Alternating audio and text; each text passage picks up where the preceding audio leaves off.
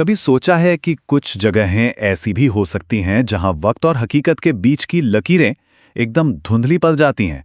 आज हम एक ऐसे ही गांव की कहानी में उतरेंगे। एक ऐसा गांव जो नक्शे पर तो मौजूद है, पर अब वहां कोई नहीं रहता। कहते हैं ना, कुछ जगहें ऐसी होती हैं जो अगर किसी को अपनी गिरफ्त में ले लें तो फिर कभी नहीं छोड़ती। और ऐसी ही एक जगह थी धूमर गांव। पहाड़ियों के बीच बसा एक छोटा सा शांत सा दिखने वाला गांव। पर जैसा अक्सर होता है, ये शांति सिर्फ एक छलावा थी। इसके पीछे एक बहुत गहरा राज था।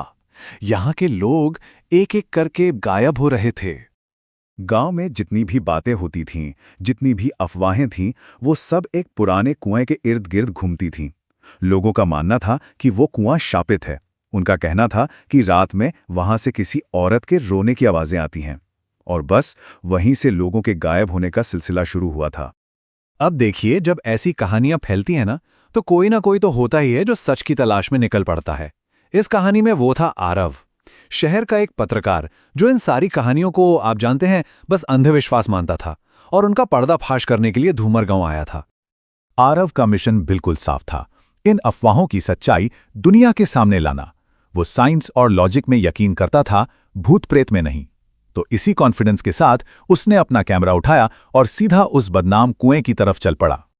जब आरव उस कुएं तक पहुंचा तो रात काफी घिर चुकी थी। हवा मानो थम सी गई थी। चारों तरफ सिर्फ घना अंधेरा था और एक अजीब सी दम घोंटने वाली खामोशी। माहौल में ही कुछ ऐसा था जो किसी की भी हिम्मत तोड़ दे। वहां उसे बस एक ही चीज मिली, एक फटी हुई लाल चुनरी जो कुएं के किनारे पर पड़ी थी। ऐसा लग रहा था जैसे किसी ने जबरदस्ती खींचा हो।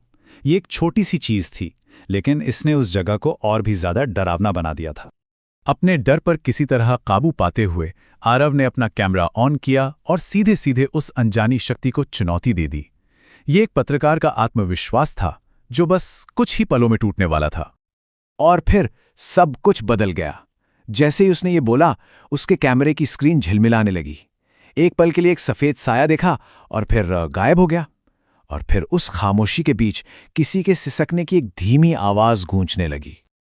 अब तक आरव का सारा आत्मविश्वास, सारी हिम्मत, सब हवा हो चुकी थी। उसकी जगह अब डर ने ले ली थी। वो वहां से भागा, गांव के उस वीरान पड़े स्कूल की तरफ। उसे लगा शायद वहां वो महफूज होगा, लेकिन वो कितना गलत था। डर उसका पीछा कर रहा था।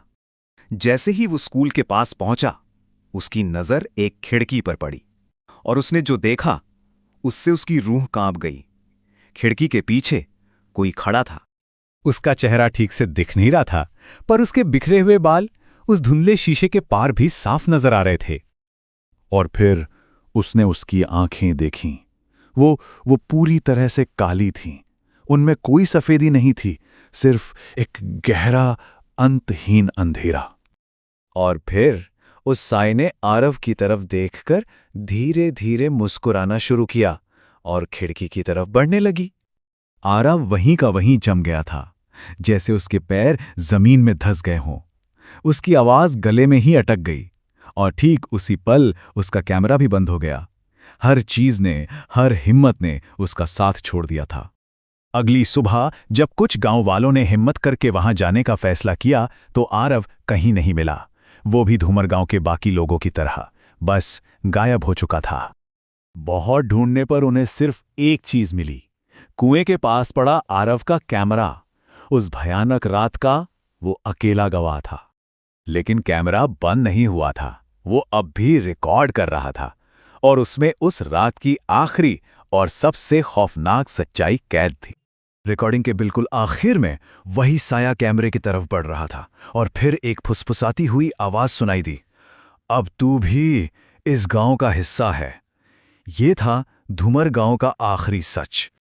ऐसा कहते हैं कि धूमर गांव आज भी वीरान है। कोई भी वहां जाने की हिम्मत नहीं करता, क्योंकि अब सबको ये पता चल चुका है कि जो भी उस गांव में कदम रखता है वो फिर कभी वापस नहीं लौटता।